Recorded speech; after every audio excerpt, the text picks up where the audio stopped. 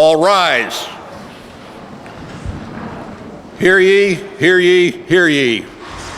Circuit Court in and for Manatee County and the 12th Judicial Circuit of the state of Florida is now open and convened, with judges attending en banc for the investiture of the Honorable Lon Arend as Circuit Judge of the 12th Judicial Circuit.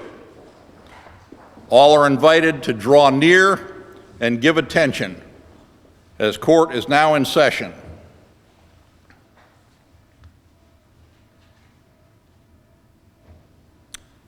Ladies and gentlemen, please be seated and come to order.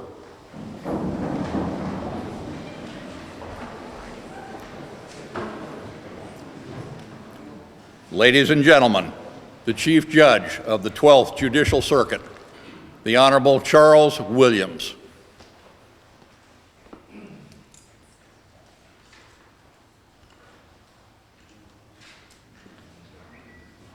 Okay, good evening, or good afternoon, or this is the awkward time of day for me. It's kind of too late to be afternoon and it's too early to be evening, but it's somewhere in between. I want to welcome all of you to the investiture of Lon Arend. To all of his family, friends, co-workers, and soon-to-be colleagues, we recognize how significant this day is for all of us, but for especially Lon and his family. I have known Lon for many years, and I think that I can speak for all of the judges who have worked with him and have known him, that we look forward to working with you.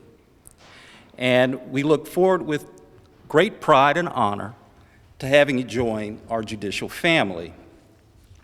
We are fortunate to have you join us, but at the same time, modesty aside, I do want to tell you, you are fortunate to serve with what I believe is the best judicial circuit in terms of the judiciary in the state.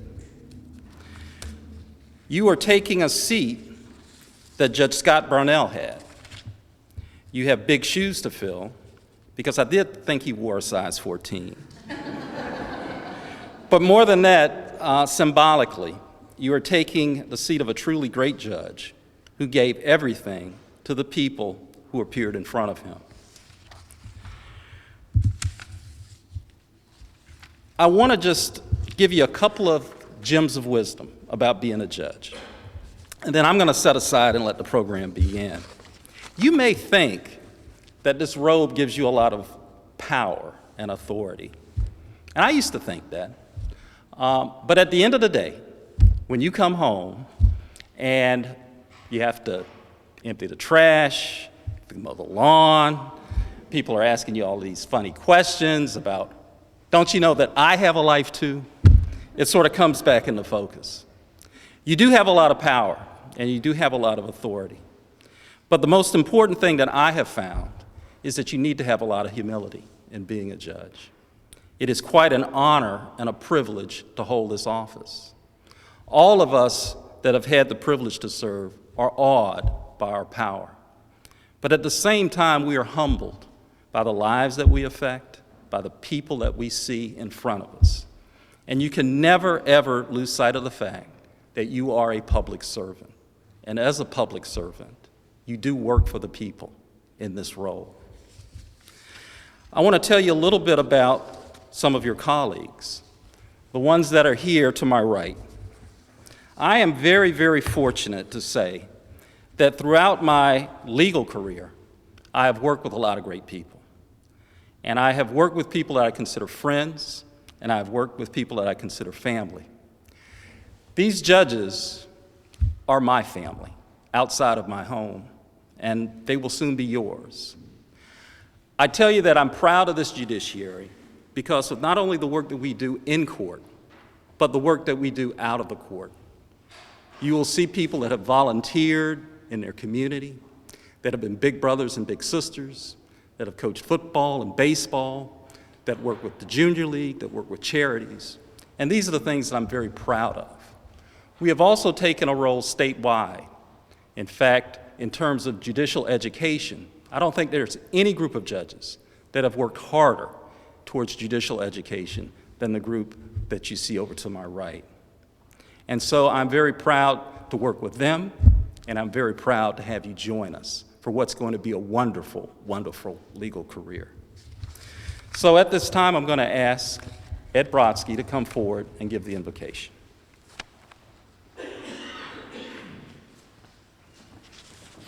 If you'll stand with me, please, as we pray. I do pause just to reflect on the opportunity that I had here to make the judges stand for me. So there is something to that. If I could I just capture this moment, please? No. If you'll pray with me. Lord, thank you for allowing us to come together this afternoon to recognize Lon Arend and to be here to celebrate with him and to witness his investiture today as the 12th Judicial Circuit's next Circuit Court Judge. We join together this afternoon as a collection of Lon Arend's friends, family, and colleagues. We thank you for his 21 years of service to the people of this community and to the State Attorney's Office. We give thanks for the lives he's touched, the families he's helped, the victims he's sought justice for, and for his dedication to the State Attorney's Office, law enforcement, and our community. We ask that you continue to watch over him now as he takes on his new role as a circuit court judge, and that he is bestowed with your wisdom in all the decisions he must make as a minister of justice. Bless him and his family, his wife Erica, his son Owen, his daughter Aislinn, his parents, and his entire family as they move forward together in this new legal journey that Lon is set to begin. Lon will face many challenges, and we ask for your strength and comfort to help him meet those challenges. Clothe him with your wisdom and mercy. Give him discernment to find the truth. Give him an understanding heart that he may judge people fairly and justly. Give him patience to hear those that come before him, and that he may always serve with dignity and grace. We pray for these things in your name, Lord. Amen.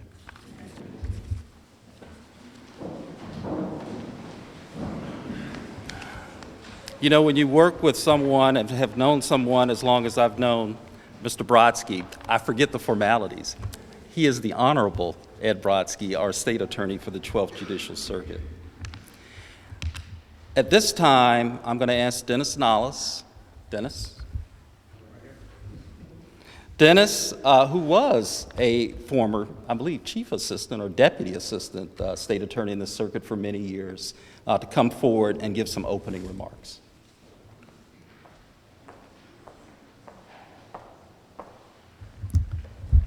I guess I should start by saying, may it please the court. I'm not used to those things these days, but it's an honor and a privilege to be here today on this important occasion, honoring our new judge, Lon Arend.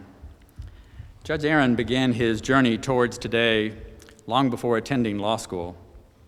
His legal education actually began in the home of Russ and Peggy Arend. Russ Arend was the director of the Institute of Police Technology and Management, and Lon attended numerous classes at IPTM where he began learning about criminal law, about procedure, and also about real life in the real world of law enforcement. Lon attended the University of Florida, and upon graduating from law school, began his career with a private law firm where he was exposed to civil and criminal law and gained much experience in those areas. In 1995, Lon was hired by State Attorney Earl Moreland as an assistant state attorney and was assigned to the misdemeanor division of the Manatee County office. Soon after he had completed his basic training in Manatee County, he was reassigned to DeSoto County as a misdemeanor attorney in DeSoto. After working in misdemeanors for quite some time, he was promoted to being the felony attorney in DeSoto County, and subsequently to being the supervisor of the DeSoto County office. I oversaw the operations of the DeSoto County office for years, and I can say that I had never had an easier time at that job than when Lon was in charge of that operation. Lon knew and recognized the need for cooperation between law enforcement and the prosecutor, and he worked diligently to improve the relationships between the state attorney's office and law enforcement agencies. He devoted hours to meeting with individual officers to talk about cases and the law, and he facilitated meetings with the heads of all the local agencies to discuss policy, procedure, and most of all, cooperation. After 10 years of service to DeSoto County, Lon was transferred to Sarasota, where he served as a felony division chief and then as the homicide prosecutor. While in Sarasota, he handled many high-profile cases, including cases involving the death penalty. State Attorney Earl Moreland then appointed Lon Chief Assistant State Attorney, assigned to the Manatee County office as supervisor of that office and that operation. During his assignments in each county, Lon developed strong relationships with law enforcement officers, and there are many here today as that point. Lon understood the role that he had as a prosecutor was not just to convict, but it was to seek justice. He learned to examine the facts and the law of each case and apply the law in determining whether or not to file charges and what charges would be appropriate. Throughout his career, Lon has had to make the difficult decisions, and Lon has had to know the law and follow the law, and he has done just that. So he comes here today prepared to assume his new role in the justice system, prepared to seek justice, prepared to make the difficult decisions, prepared to listen and to effectively communicate with witnesses, victims, law enforcement officers, and even attorneys in the courtroom. I believe that his preparation for this day was evident to the Judicial Nominating Commission and the governor as they made the decision to appoint him to this position.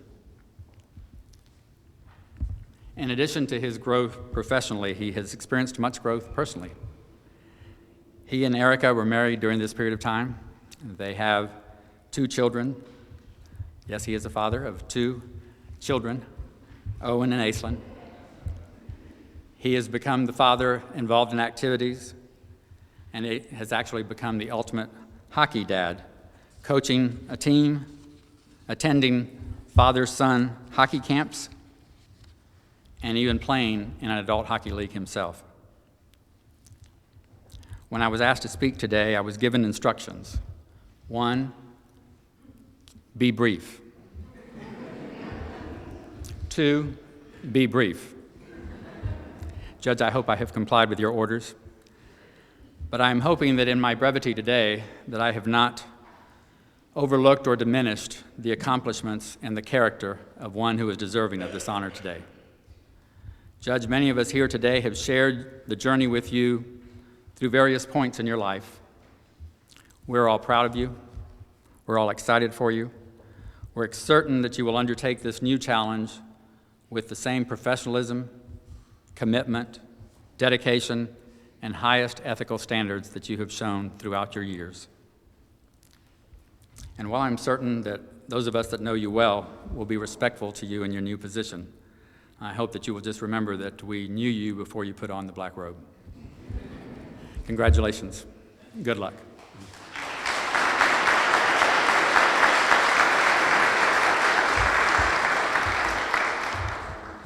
At this time, we're going to have Girl Scout Troop 770, and I'm guessing it's this row here with the uniforms, who are going to lead us in the Pledge of Allegiance. Is that the understanding? So if you want to stand. All right, and go ahead. Pledge allegiance to the flag of the United States of America and to the republic for which it stands, one nation, under God, indivisible, with liberty and justice for all.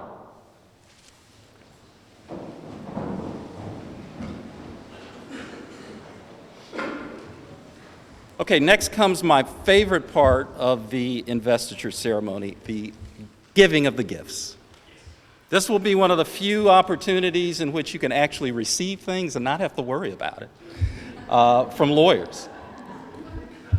So at this time, I'm going to ask, I believe the first presentation is going to be from the State Attorney's Office.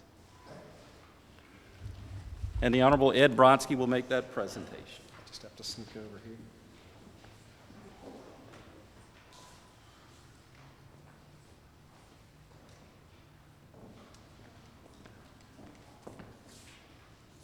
Judge Arend, we are, on behalf of the State Attorney's Office, we wish to present Lady Justice to you. You worked for 21 years with the State Attorney's Office. You were, as Mr. Nollis mentioned, the Chief Assistant under Earl Moreland. And fortunately, you stayed and served as my Chief Assistant when I became State Attorney 4 years ago.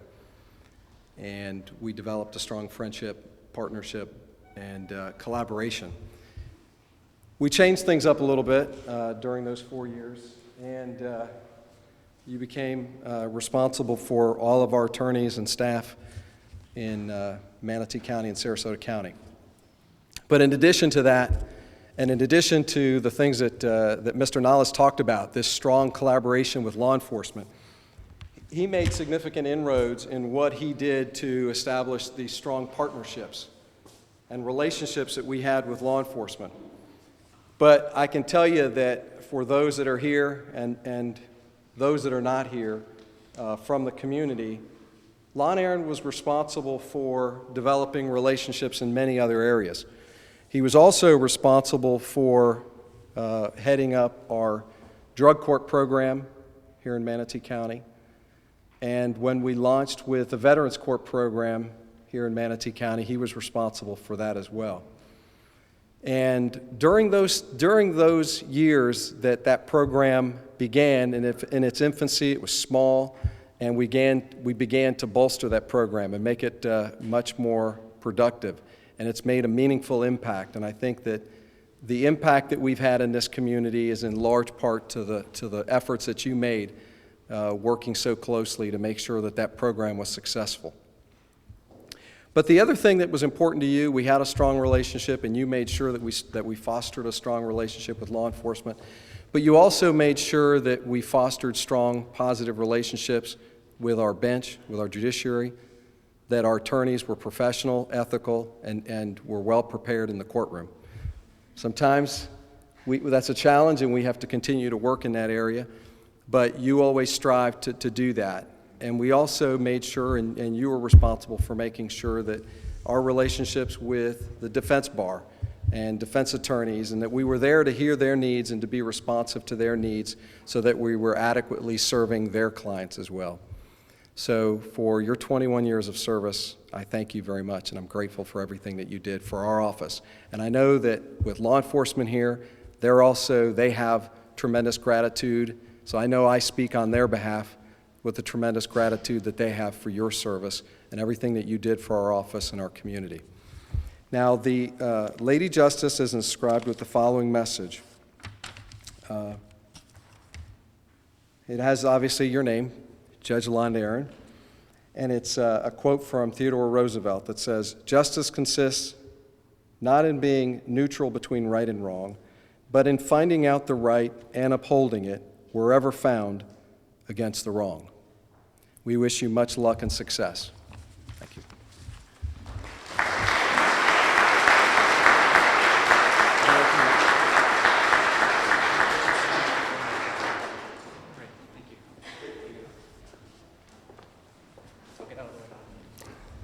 You're going to be coming up here a lot. The next presentation will be from the President of the Manatee County Bar Association, Ms. Andrea Johnson.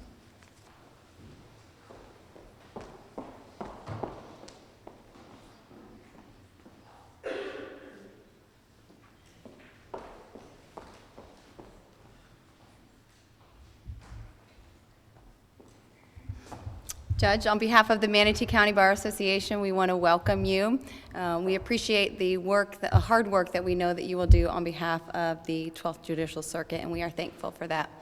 The Manatee County Bar Association is a voluntary bar for those who reside in or practice in Manatee County, and our mission is to enhance the legal profession while still providing community service and fellowship opportunities among our members. As a member of the judiciary, you are automatically an honorary member of the Manatee County Bar Association. You and I have actually not met yet, and so when I was preparing my remarks today, I wanted to do a little research on you to see if I could make some clever or witty remarks. So I did what we all do when we're trying to research someone. I Googled you. And I want to congratulate you that you have a clean Google record. I could...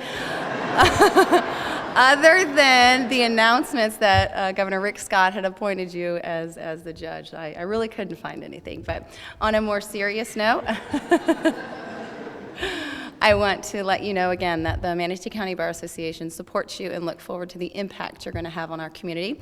And to commemorate today, we have an encased gavel, and it says, presented to the Honorable Arend on the occasion of his investiture by the members of the Manatee County Bar Association, December 30th, 2016. Awesome. Thank you so much. You're welcome.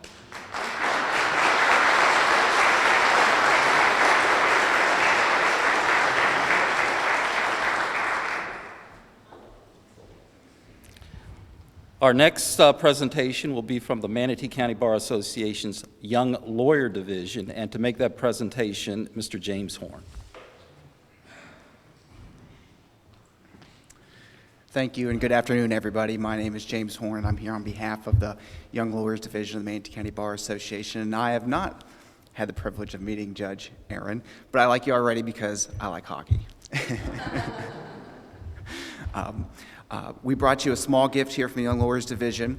It is a book that's written by one of your new colleagues, Judge Smith. It's signed, and we just wanted to wish you big congratulations, and we look forward to working with you. Thank you.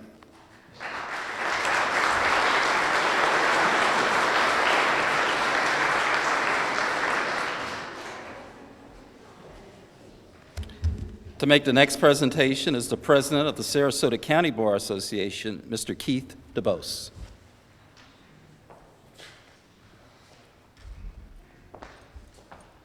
Judge Arend, I want to apologize. This gift was beautifully adorned with a bow and some wrapping paper, but I had to take it and use it for one of the Christmas gifts for my kids, so I apologize about that. But I do want to congratulate you on your 20-plus years of public service and want to thank you for that. And as Judge Williams mentioned, you have the privilege of joining the finest judges in our state, and I'm sure your addition to the bench will only enhance that reputation. I look forward to working with you as you pursue justice and continue your job as a public servant. So thank you very much.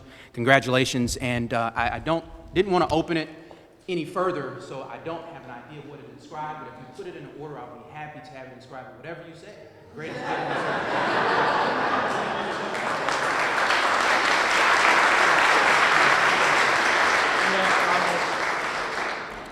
the Okay, do we have Daniel Policastro present? All right, you want to come forward? The next presentation will be from Daniel Policastro. He is President-elect of the Sarasota County Bar Association's South County Division. Thank you very much. Judge Arend, I wasn't aware that I was going to have to make a presentation here for you, but I'm Dan Policastro. I'm here on behalf of the Sarasota County Bar Association South County Division, and on behalf of the division, we want to welcome you, congratulate you on your appointment, and as a gift here, we've got a book about Venice for you to enjoy and learn a little bit about South County. So, here you are.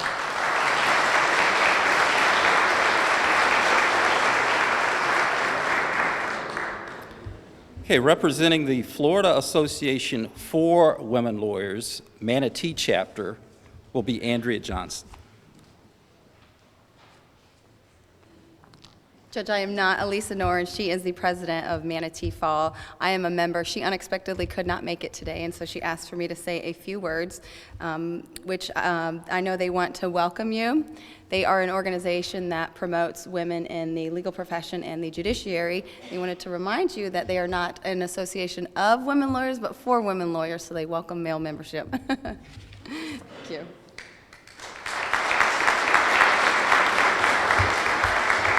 And one tip going forward, always say for.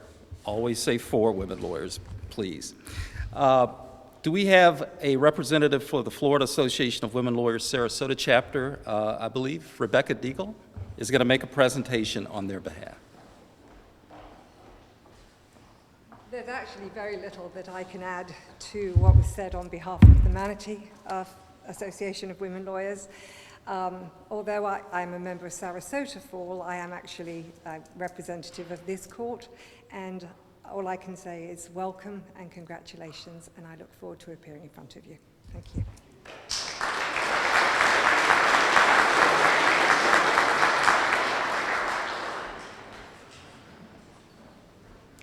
Okay, the next presentation will be from the president of the Florida Association of Criminal Defense Lawyers, Sarasota chapter, Mr. Anthony Ryan. Well, I'm very excited to be the, according to the list, the penultimate presenter. And so I was, not just because it's an honor, it is, but also because I could throw around a fancy word like that and use it correctly, hopefully. But on behalf of the Sarasota chapter, Florida Association of Criminal Defense Lawyers, we'd like to say congratulations and present you with yet another gavel to add to your collection. It's inscribed and it says congrats, your name, the date, and it says our credo, which is Liberty's Last Champion. Awesome. Thank you so much. I really appreciate it.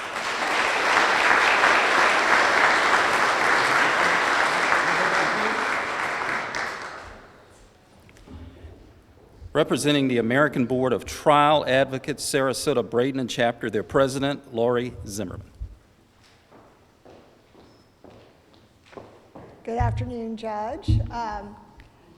The American Board of Trial Advocates, ABOTA, I'm not sure how familiar you are with the organization, but the mission of the organization is to elevate civility, professionalism, and skills of the legal profession, but also to protect the integrity and independence and access to the jury system. One of the things that we also do, which hopefully you will never be in need of, but we will speak for judges when they are unfairly vilified in the newspaper or things are said in which you ethically cannot respond. We will step in and respond for you in that situation. So again, hopefully that will never be necessary. Keep our fingers crossed. But if it is, we are here and we have your back. So, and this is a nameplate. It has your name and it says professional civility, anything else will not be tolerated. And on the back it says presented to the Honorable Law Arend by the Sarasota Braden chapter of American Board of Trial. Congratulations.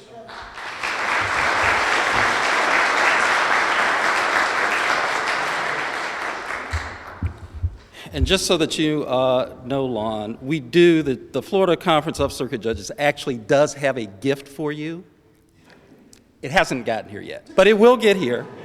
It will be engraved. It'll have your name on it. It'll have the date of your investiture. It's very nice, and it'll go right on your desk. Okay, we're coming to the part where this is your last chance to decide you don't want to do it. This is it. We're going to have the oath of office. For many of you, you know that for years, Lon Arend worked out in DeSoto County. And so we feel that it's appropriate that the Dean of DeSoto County judges and the judiciary, in fact, the King of DeSoto County is present, the Honorable James Parker, who will administer the oath of office. So I'm going to ask that you come forward and ask that Judge Parker come forward. And Erica, if you want to come forward. Where do you want me? Just right back there, right here. Yeah, so I can. And Lon, I sure wished I'd have had Lori Zimmerman around when I first began to practice and sitting on the bench to speak for the judges, because you were on your own then. This gives me a great honor, Lon, to administer this oath. I know you have the integrity, the intellect to become a great judge. And we all hope you the best. If you need any help, let us know. So if you'd raise your right hand and repeat after me. I do solemnly swear or affirm I do solemnly swear or affirm that I will support, protect, and defend the Constitution of the government and of the United States and the state of Florida, and that I am duly qualified to hold office under the Constitution of the state. And that I will well and faithfully perform the duties of circuit judge. Congratulations. Thank you so much. Ron, I love you. Okay, will you welcome forward, please?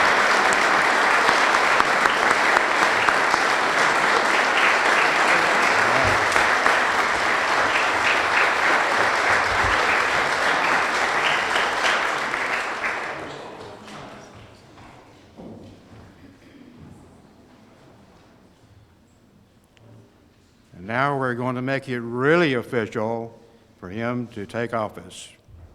And these are children.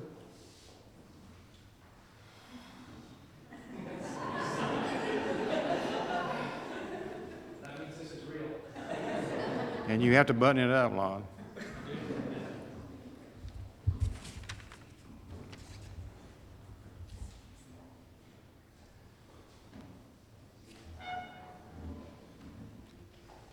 And now, ladies and gentlemen, I present our newest circuit judge of our circuit, who's going to become a great circuit judge, Arend, and I always butcher his name.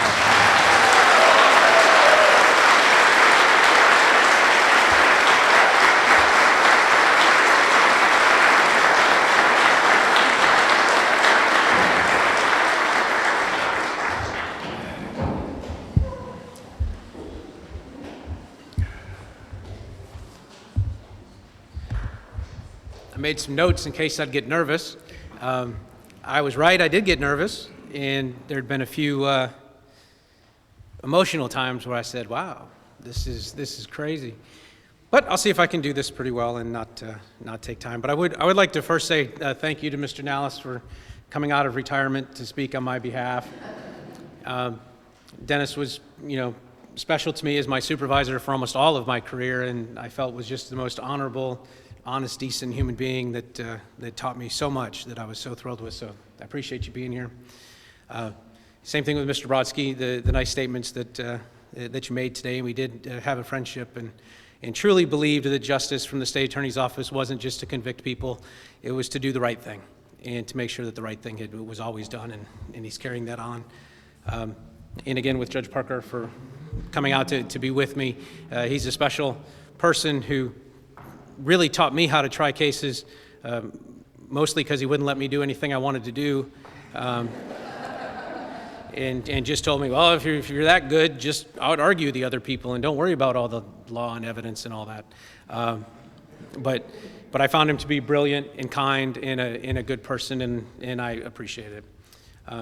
And specifically to all the organizations that gave me gifts, thank you so much, and to the judges that took off their holiday time to come here, which may not have been the most opportune time. Thank you for coming on Friday before New Year's Eve.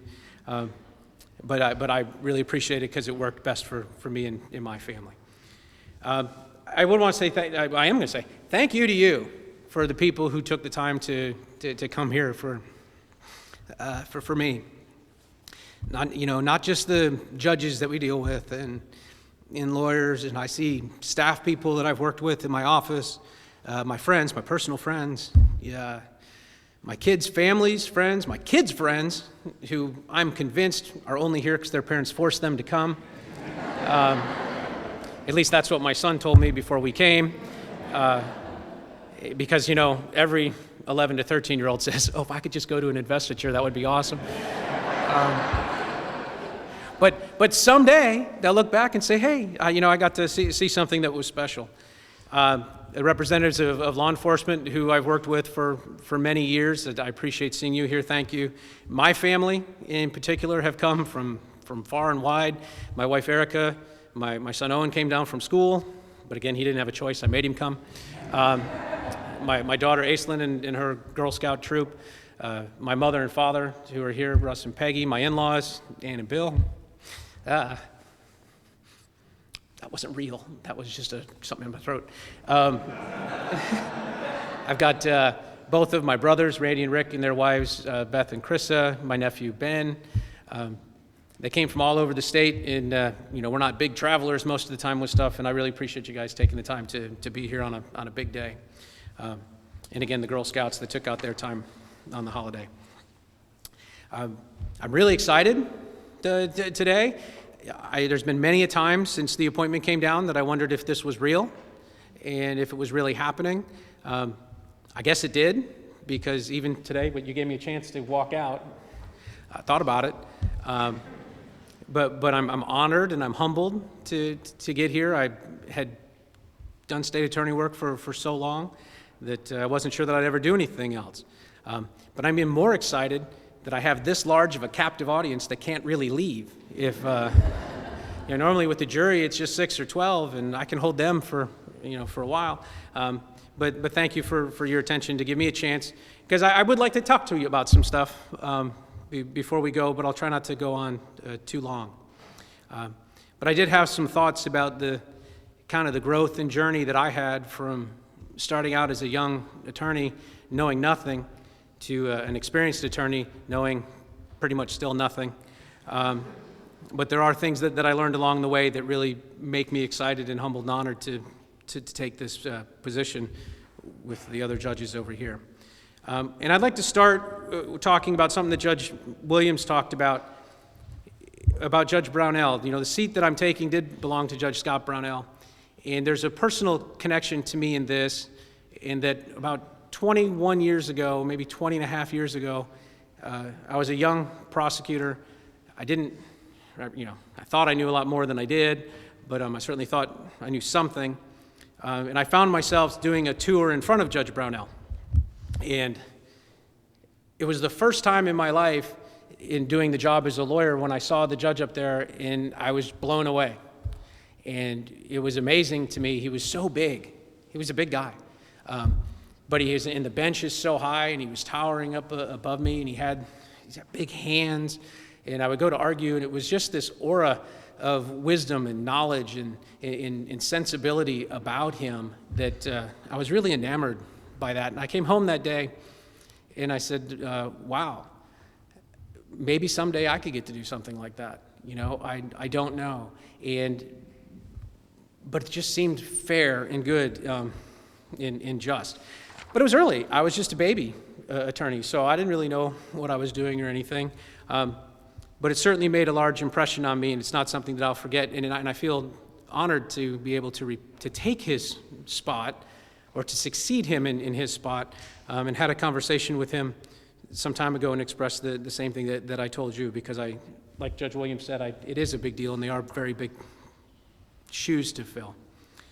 Now, having said that, I followed from that point in front of almost all of the judges in the circuit at some point or another, because I did the travel from Manatee to DeSoto to Sarasota, back to Manatee.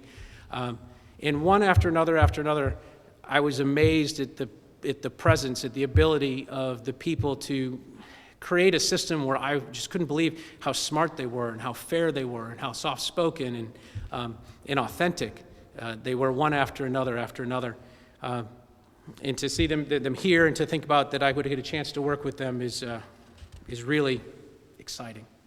But then I had this thought in my mind, and I said, well, I would like to do that someday. And I asked myself the real important question, why? Why would I want to do that? And at that time, being a young lawyer, I really didn't know why.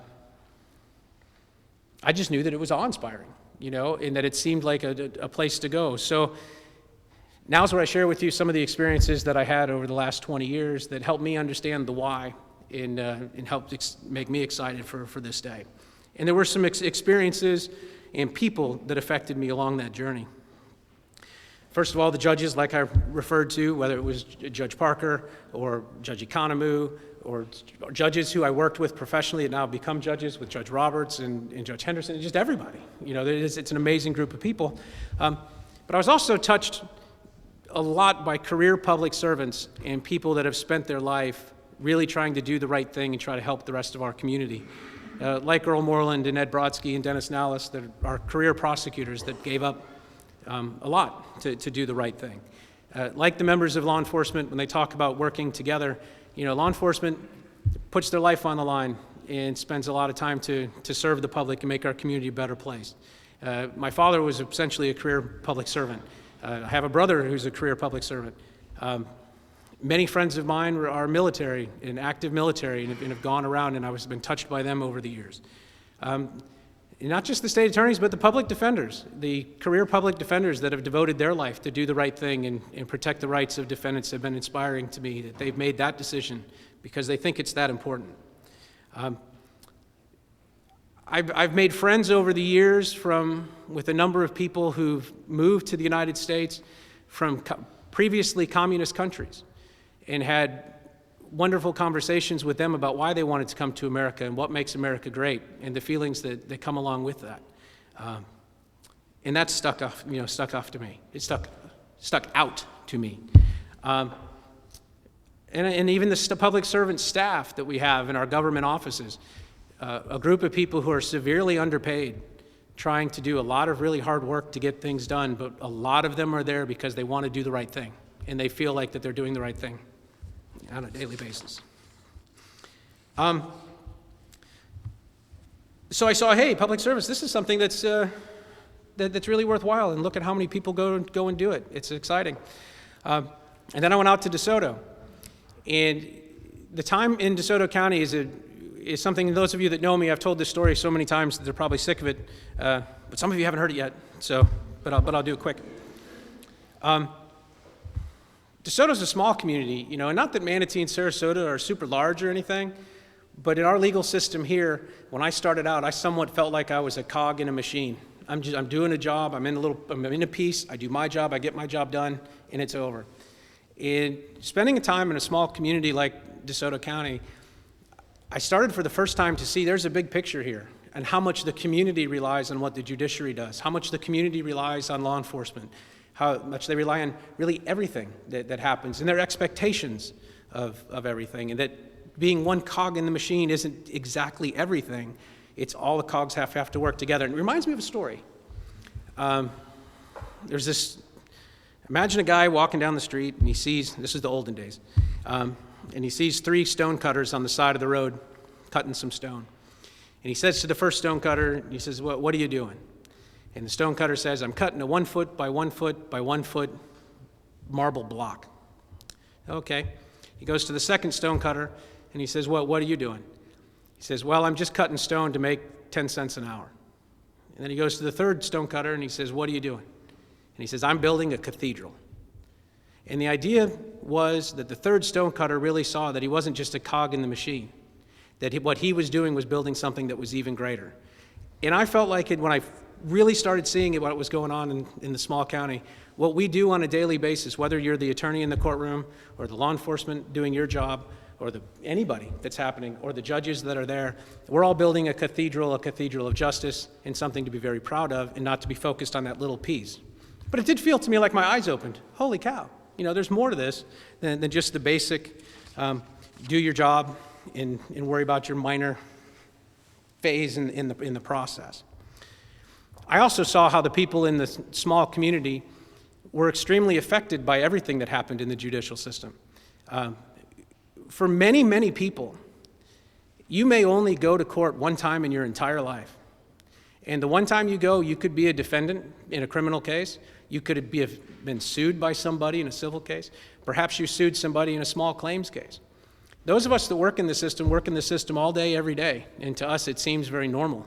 And I think people can take for granted at how easy the process is. But it's important for us to remember that for that citizen that comes in into court at one time, they might be scared out of their mind, that they didn't even know where to go in the building, they didn't know what to do, and they didn't know what was going to happen when they got there. And in the small community, I would see those citizens come in really nervous and not understanding what was going to happen, and then how the system or the cathedral as a whole treated them is how they believed in our country and how they believed in what was right and wrong. And when I saw people leave that system, when they would leave the courthouse and feel like they had a fair opportunity to be heard an opportunity, that the rules were fair, and to go through everything. I watched people who, even though they lost everything that they wanted, walked out and they were proud and accepted what happened. And that stuck out to me in DeSoto, as that was our responsibility to make sure they could have that feeling, and that feeling every time they were to go, they go into the court. Because what the people in the community want, and it's no different here than there, we just have more people here. And so when I came back, I saw the same thing, but all of the people need a way to peacefully resolve disputes and conflicts, to enforce agreements that already existed, to have a known law and know that it's going to be enforced fairly and that the rules will be set out equally. And I think that we have a responsibility in the system to make sure that that is as common as it can possibly be. Well, anyway, although I said I would go quickly, I've got a little bit more, so I'm going to go just a little bit longer. The second thing that happened that really stuck out to me in my time in DeSoto was Hurricane Charlie. And we went through a time when Hurricane Charlie came up through Punta Gorda and really decimated DeSoto County in Arcadia. And the court system was shut down. Anarchy for a couple days seemed to start. We had law enforcement from all over the state and federal agencies to come in because there was no power and no water. And the jail had leaks, and we were having to help take water leaks. It was unsafe for people to be in really an emergency situation.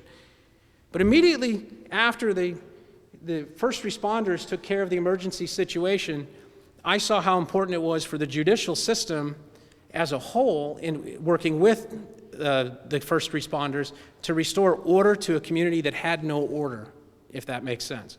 And the order that needed to come to that community was chaos. And the chaos was, if there's lawlessness, if there's no place where people can go where they knew they would be treated fairly and respect what would happen, then people couldn't move forward. And whether that was price gouging with money, or people, taking money from folks to repair homes that they had no intention of ever following through with, or even a village that was set up, that FEMA set up, that crime could have gone rampant if there wasn't, in fact it did for a while, until people believed that a justice system would be able to restore order.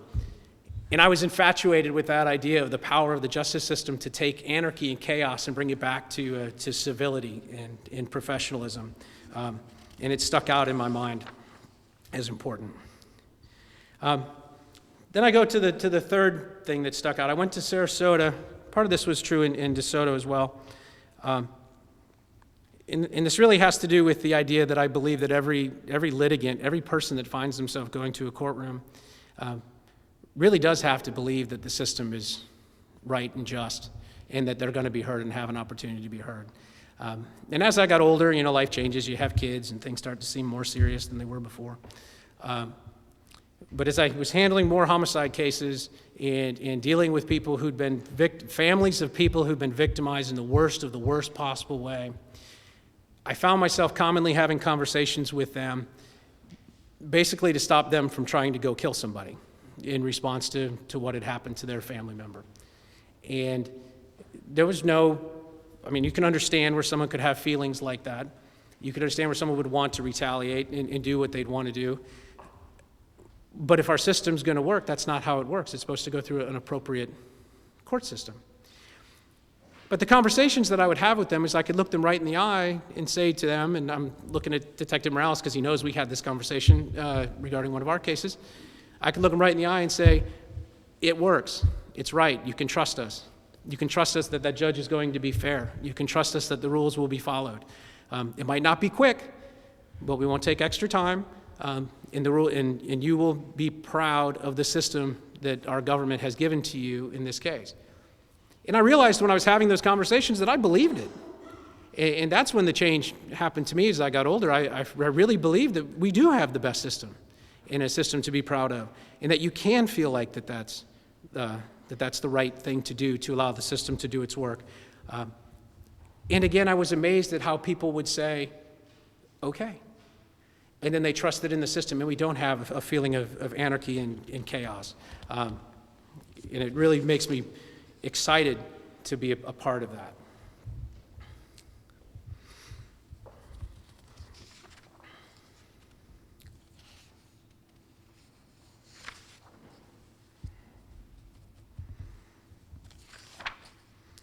skipping through some notes. Mostly because I'd already talked to all that part because I was so excited about what I wanted to talk about. But as all that added to me, there's a certain level of awe that brings me back to the first time that I saw Judge Brownell, or the first time he affected me in the way that he did, and that I said, I think I understand the why now. I think I understand the why is the pride and the excitement to be able to be in a position so that when people want to be heard, when they have a dispute or a conflict that needs to be resolved, that they can feel like they can go to a place where they're going to be heard and where it's going to be fair and it's going to be accurate. If they're wronged, they feel like they can have redress. And you know what? Even if they go in and it turns out that they don't win what they wanted to win, that they can walk away feeling like they'd had that opportunity to be heard and be proud of the system that they have. And I felt like I'd come to a point where I wanted to share that and I wanted to be part of it. Might not be perfect right away, but that's certainly the desire that I have. For us to always remember that very, very important day to them when they come to court is as important to us every time we see them. As it is for me today, a very important day for me, and how much I appreciate all of y'all coming here to spend some time with me. Oh, and I have a reception at the Bradenton Yacht Club, which is in Palmetto, and everyone's invited if you'd like to stop by for a beverage and some hors d'oeuvres or whatever, immediately following the ceremony. Thank you.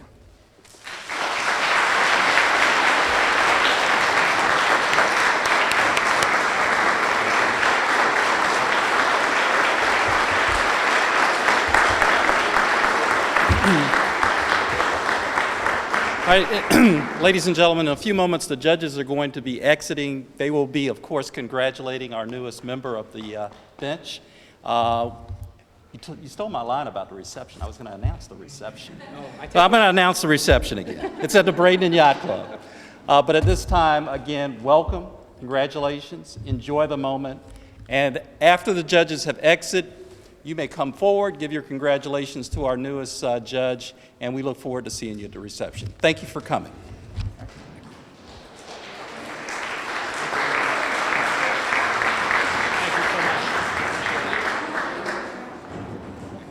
Thank you so much. Thank you so much. Thank you. Congratulations. Thank you so much.